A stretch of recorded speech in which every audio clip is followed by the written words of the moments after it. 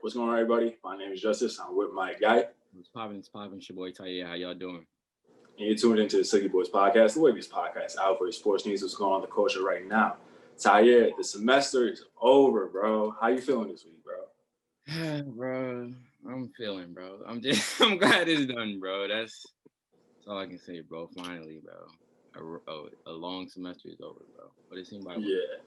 A long semester. It felt really quick at the same time, but I think both of us are just appreciative and glad the fact that it's finally over with right now. And along coming off that, we've had an interesting news week. We had interesting news in the media, sports media, I should say. We had interesting news in culture and the world just overall. So we'll get into a little bit of that later on. But first, we got to start off with NBA news.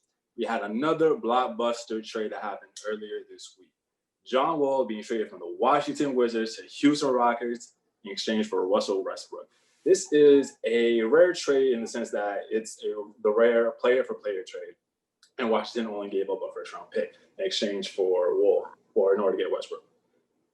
Initially, I was lukewarm about this trade because essentially both teams traded for a player that they already had on the roster. And both Westbrook and John Wall are both point guards that are extremely athletic. I get most of their offensive production done within about 15 feet in, excel in pick and roll, but are lackadaisical shooters at best. In a league where the three-point shot is so heavily emphasized, if one of your backcourt players shoots below the average and you're paying him over $40 million a year, that kind of hinders your chances of winning games and just overall team improvement. But how'd you feel about it? first of all, I feel like this is the biggest move in stripper history since Drake touchdown in Houston in '09. I just want to say all the strippers in Houston about to be blessed by John Wall and James Harden in the same team. That's a wild thing in itself. But overall, I felt like you, bro. Like I was lukewarm on the trade. I really didn't know how to feel about it because, like you said, these are two players that have similar games, and I just felt like neither team really got better or worse. Like you got a draft pick out of it if you're the Wizards, but it's like I don't really get it. But Yeah. I guess it's just a fresh start. But to me, I'm just starting to look at Harden and just like all the players that you have played with. Like, when does it start to be like, yo, maybe I'm the problem? He's been the problem for the past 3 years. If we're all going to be honest with each other. He's going to go down in one of those players in NBA history that he's a talented regular season player. He's one of the best, historically one of the best scorers we've ever seen, just period. But he has questions around, can you win a championship with him if he's your best player? And we're seeing now kind of time and time again over these past 3 or 4 years where he hasn't been able to get it done. He's been suspect in multiple playoff games. And sometimes it wasn't just on his fault because sometimes it was injury. We look back at 2018. That Rockets team probably should have went to the finals if Chris Paul doesn't get his hamstring injured. That's kind of just what happens in terms of like just circumstances and what happens in the NBA season. You just never know. Sometimes you need just luck on your side sometimes in order to win. And sometimes James Harden, and lately in the playoffs, he hasn't just been on that wrong side. But with that Westbrook trade, and now it really signifies of when Harden gets traded. And right now, we've obviously heard the news. It's either going to be Brooklyn or Philly if he gets traded.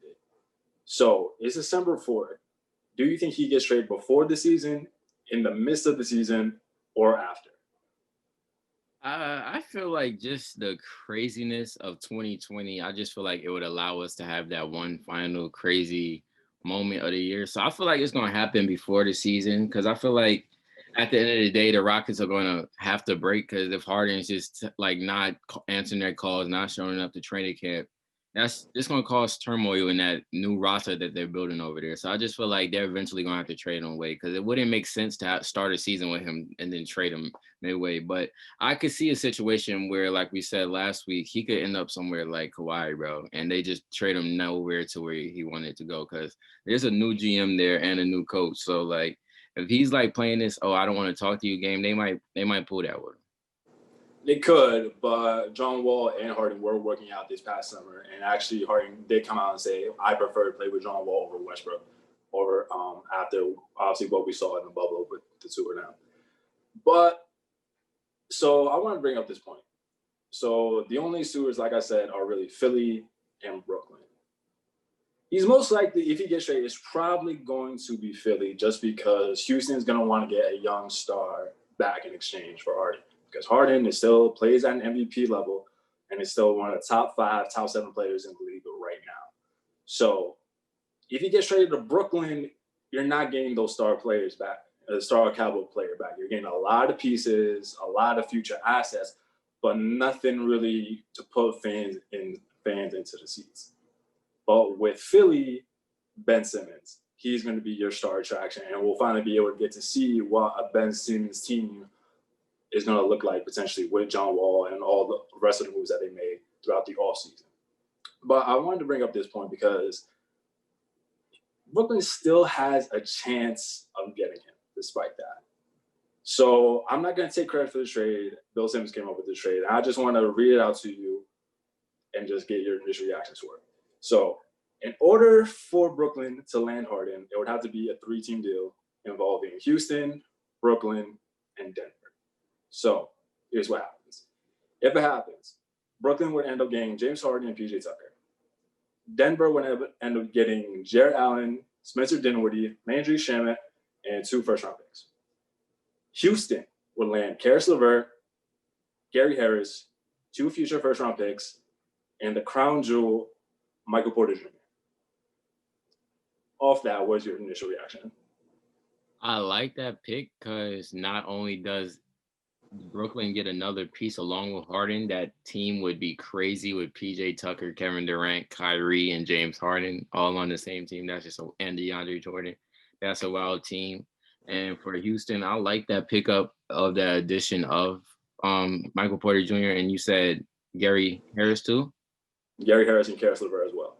Okay, so that's a nice 4 right there that you got, and add that with John Wall. That's a nice future. And then who'd you say the Nuggets would get? Nuggets would end up getting Jarrett Allen, Spencer Dinwiddie, Landry Shamet, and 2 future first-rounders. I think the Nuggets would come out the biggest in that trade because I feel like Spencer Dinwiddie adding to that offense with Jamal Murray and Jokic, and then having a good defending center that Jokic really does, because Jokic doesn't really play defense like that. So somebody who could step in and guard an AD in the playoffs or something, that could really help him out. So if this trade goes through, I can see all 3 teams genuinely benefiting from that team trade. This is one of a case where, like, it honestly, I feel like it's 50-50 because on one side, you can say Houston is like, no, we don't want to trade Harden to the Nets because we don't want another super team to form in the East, just plain and simple. And on top of that, we're not getting a star back.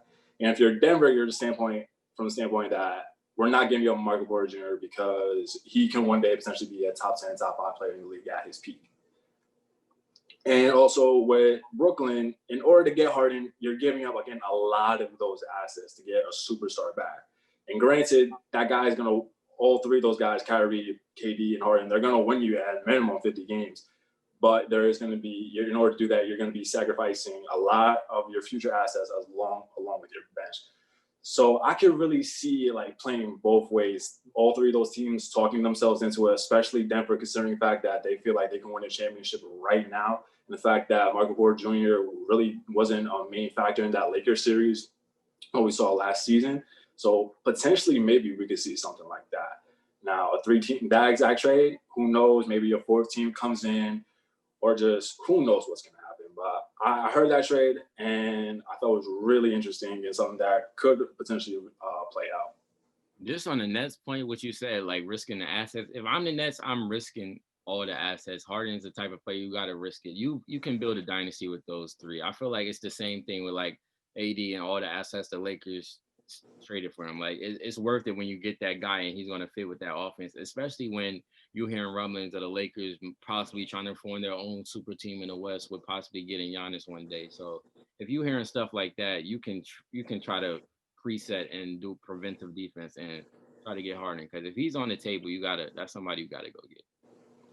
I understand from that standpoint. Yeah. If it happens, it will probably be the most basketball 2020 thing to happen. Another major just James Harden trade like we saw almost a decade ago now. But moving on to that, we got to talk about NBA royalty in the sense that, like, We spoke about Larsa Pippen and her movements a couple podcasts ago. She was the ex-wife of Scottie Pippen, man who won 6 rings with Michael Jordan, who is a member of the 50 greatest basketball players of all time, and who has made over $100 million in his career. She, like, if you know us, we really don't care what happens in your personal lives. We really don't. But when you're moving a certain way and you're connected to basketball royalty and your private life is in the media, we're going to talk about it. Larsa, why? Like, why are you messing around with Malik Beasley, man? Like, Future was one thing. Future is the toxic king. He is a rapper. We don't have to address that. That's fine.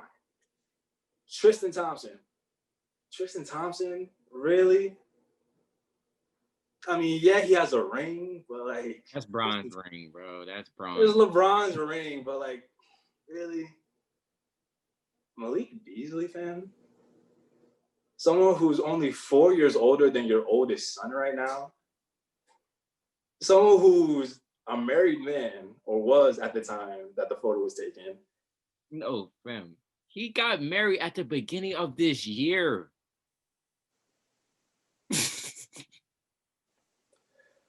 Yo, Malik, what are you doing? What are you doing? That is Scottie Pippen's ex-wife. The disrespect from these NBA players right now.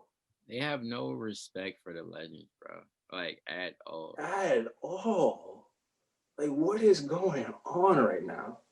And then what was her? And then she posted today some cryptic ass post speaking on her situation.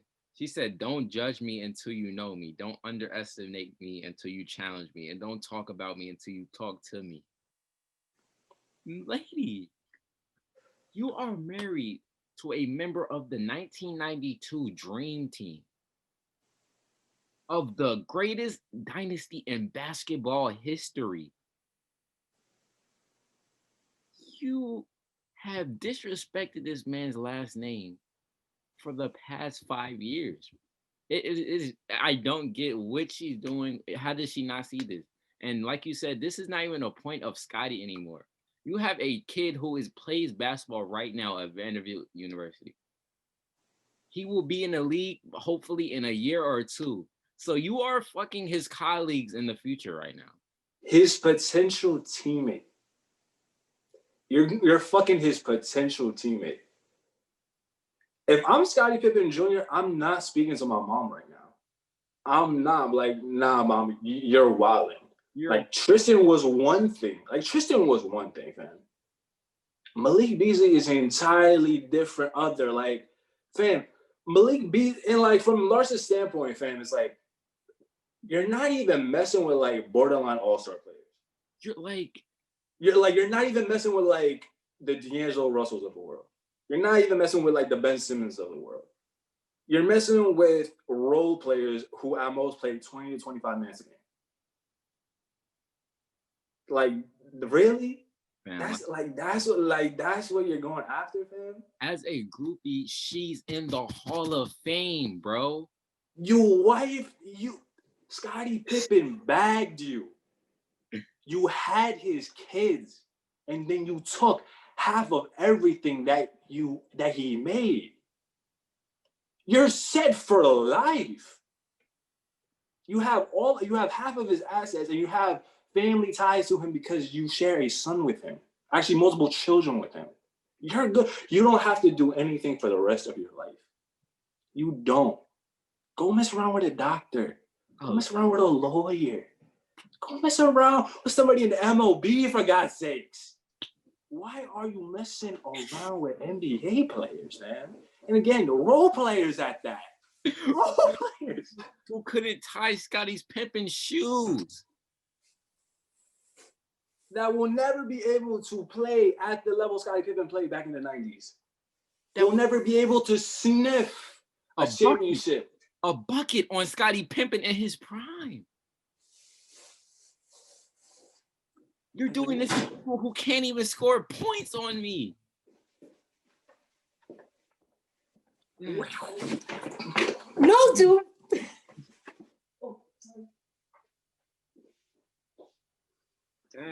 That's one of the most I can't bro. She's in the Demon Hall of Fame, bro. She is one of the top demons of all time. And after all of that, you want to go back to Scotty? You want to go back to the you have the nerve. You have the nerve to show up at his doorstep again. After all the shit that we just saw you in the news for. You want to show up at his doorstep? Fam, if you're Scotty, you know this. You took half of everything that I have. You put my son in a very difficult position right now because now he has to deal with that in college right now. You're messing with role play. You're messing with Tristan Thompson. You're messing with role players. Why would I ever even want to see you again? Why? For what? Like why are you realistically like showing up at my doorstep right now? Because you feel bad?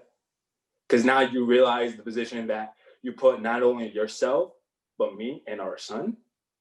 Now you realize it. Okay. Like, why does Scotty even let her in the house, bro? Like, does he still think like he can get her back? Like, is this some like, yo, this is my wife on the week, y'all can have her on the weekends type thing, bro? Like, Scotty, what's going on, fam? You are too famous. You're too important to the culture for this, bro. To have dudes like Malik Beasley who never even sniff your career, bro. And again, like Larsa, you don't have. Again, you are set. You are set. You don't need to be doing these things at all. If I'm Scotty, bro, you have to give me my last name back. Like, you can do all you want to do, bro, but just give me my last name back. Like, you're not about to have my last name in these headlines, bro. It's wild, bro. Honestly, it's wild. Like what's going on right now. Anyway, dog, we have a new versus that has just been announced. New versus earlier today that was announced: Ashanti versus Keisha Cole. How do you feel about it, fam? I feel good about it, man. Like, I'm hype about this. I love Ashanti. Ashanti's one of my favorite R&B artists. I feel like she defined the early 2000s, bro. I feel like you can't speak about early 2000 music without Ashanti being in there. And then Keisha Cole is like the early 2000s Mary J. Blige. So, like, it's going to be a good battle. But off rip, first take, I probably got Ashanti winning that. She just got too many bangers on her. So for me personally, I've heard some of Ashanti on featured songs by other artists, but never actually heard like a full-on Ashanti song. Same thing with Keisha Cole. I know their names, but not really their music. So this is, for me, is going to be an eye-opening experience on looking at all their catalogs and just really just hearing all the music. So for me, I'm excited from that standpoint, getting a lesson in the early 2000s female R&B and seeing where that night is going to take me, because I want to see what type of vibe they're going to put on. Yeah, big night, bro. That's a big thing, bro. I'm glad what Versus is heading right now. I heard there's a rumored Dipset versus G Unit versus that they're working on. Dipset versus G Unit. I feel like it's unfair to just go against 50, bro. I feel like whatever 50 is involved in, like, you really can't win that. Like I feel like it's ultimately impossible to beat him in the Versus, bro. Unless you like Drake or Jay-Z or something. That would really be it, honestly. It would just be the Jay-Z. Like, we talked about it on a couple podcast episodes. That would probably be like the one opponent. Yeah. Like 50 would probably like want. It would probably see himself like on the same level as.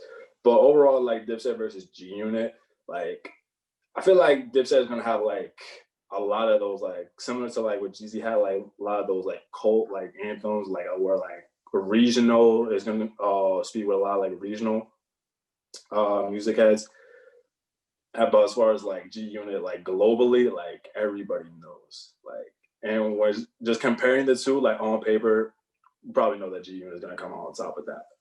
Well, G Unit has two of the bigger artists, so it's like it's kind of lopsided on one. Like Cam and 50 match up, and then it's Game and Jim and Jewels don't really match up a game like that. Like, so it's like a big drop off from 1 to 2 on the other side. But other than that, like G Unit, Tony Ayo, and all them other dudes, they don't got nothing for Cam and Jewels and stuff. Yeah, no, they don't got nothing.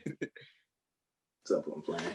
But no, if that does happen, I'll definitely be excited if it does get announced, especially if we get it let's go right after this Shanti Keisha Cole one, because I think that would just be really dope, especially if you can get all of them into a room like that.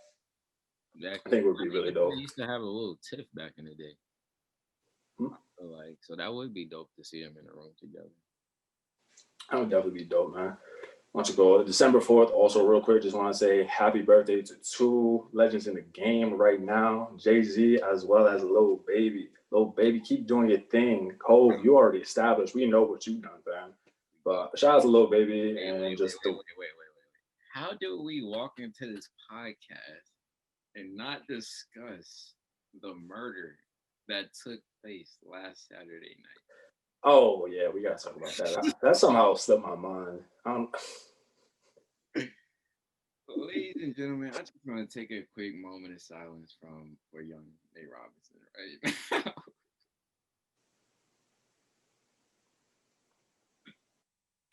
All right, bro. What do you think about the fight, bro? All right, so first off rip, fam, I forgot that fight was even happening Saturday. I forgot it was even happening. I was literally, I'm gonna tell you, I was banging out some last minute homework assignments. I go on somebody's IG live. I'm like, oh wait, tonight's the Nate Robinson and Jake Paul fight. Oh shit, like it's lit. So I'm watching on the live, fam. It's like probably just after like midway through the first round or something like that. I'm like, damn, he's getting killed right now. But I'm like, come on, Nate. Like he got to do something. Like I'm rooting for him. I wanted him to knock Jake Paul the hell out. Then that second round came. He got thrown to the mat. He got hit in the back of the head. I was like, oh no, it's looking rough in me. And then all of a sudden, out of nowhere, Jake Paul hit him with that 1-2, bang. It was lights out for Nate. Nate fell asleep on the fucking mat like he was back in kindergarten. I lost it, fam. I lost it. I was like, wow, never did I really just see Jake Paul knock out Nate Robinson the way that he did. And to see like Nate's head dribble like a basketball on the mat made it even worse. I'm like, wow. Bro, that fight, bro. First of all, I don't know what training Nate did. He prepared for a street fight, I guess, because obviously that's all he was there to do. And we all know street fights last 10 to 15 seconds at the most. And that's like if you get to like it would be surprising if you get to like 30 seconds. Exactly. Nate was surprised that the fight got to 30 seconds. He was prepared for a street fight. He ran face first into every punch that was thrown at him. He was Superman punching towards the opponent. And then you just have Jake Paul sitting here like, is this guy, like, this is going to be over quickly. Like, you can tell when somebody really has been training boxing because they're like, yo, I can kill you so easily right now. Like, you don't know what you're doing at all, bro. And I think that's what the first knockdown in the first round was from Jake Paul. He's like, yo, get it together right now. You're not protecting yourself. Nate came back out second round doing the same thing. Got knocked down. Was looking like Martin from the episode when he got knocked out by Tommy Hearns. Looking at the ropes like, where am I at right now? Like, how did I get myself into this situation? And then he got back up and Jake Paul knocked this man out, had him laying on the ground like Andy's toys from Toy Story, bro, when he comes in the crib, bro.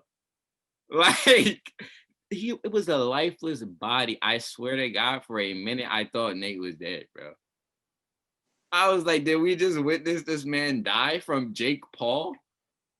He got rocked to sleep during the pay-per-view event. This is the second time that the culture has been let down in a boxing match this year. I had flashbacks of Deontay Wilder getting his ass whooped in Black History Month.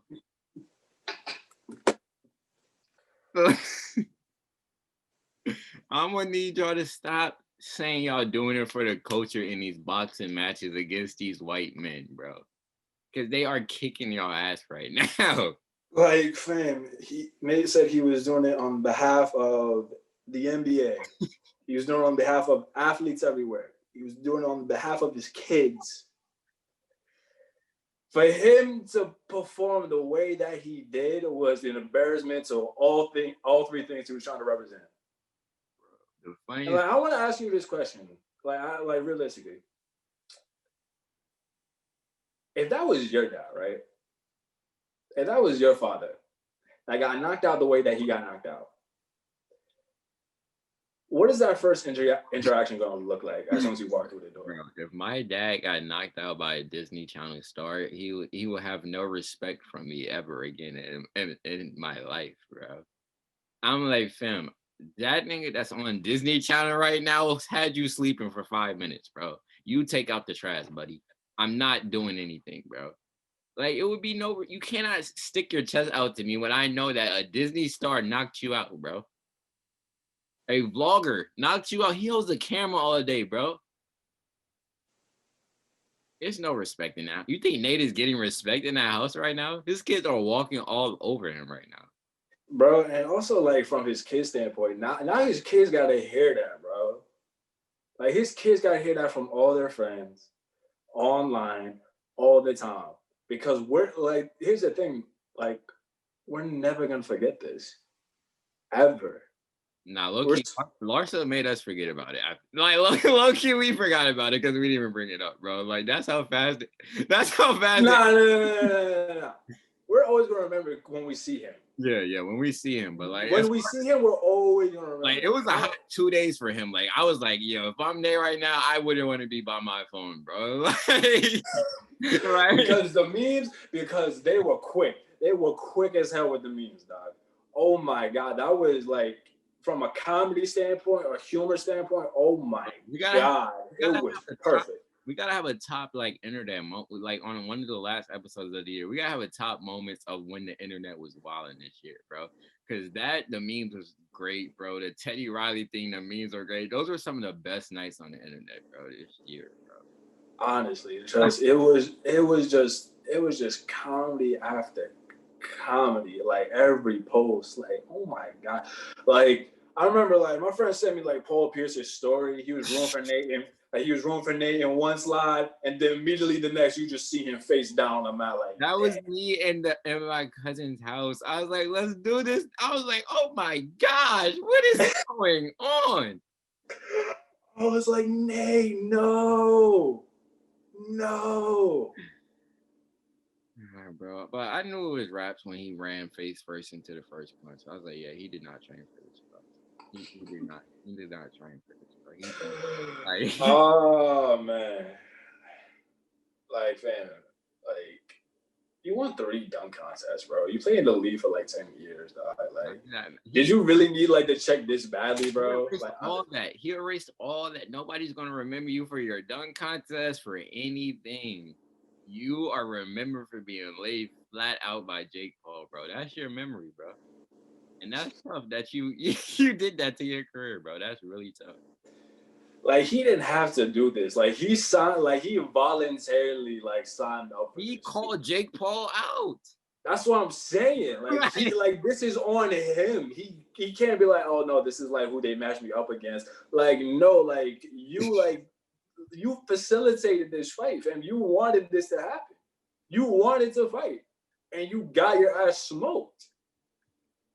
Yo. No, that's tough. That's extremely tough, bro. Great. Nah, bro. Damn, man. It's no longer Nate the Great no more. Honestly, it's no longer Nate the Great at all. And you had to rock the Knicks like colors, bro. You had to just add that to the fuel to the fire, bro. bro, to see him wear his jersey right after, bro, just the ultimate disrespect. The ultimate disrespect. No, if I was Nate, I would have turned into Gilbert Arenas after I saw that.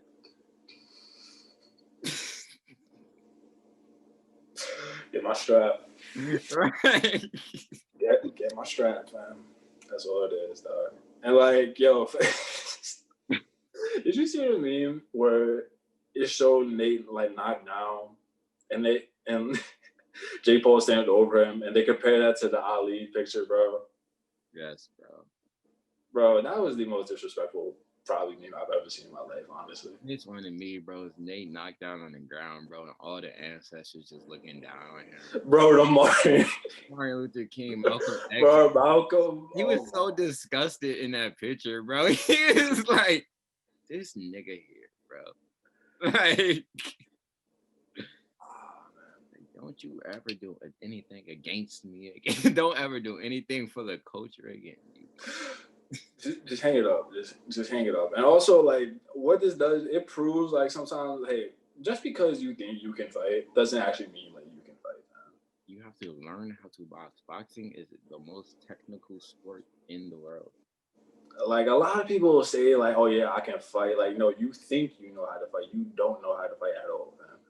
And, like, for athletes, fam, it goes to show you, just because you're an athlete and you play professionally in one league does not mean you will train and excel at another one.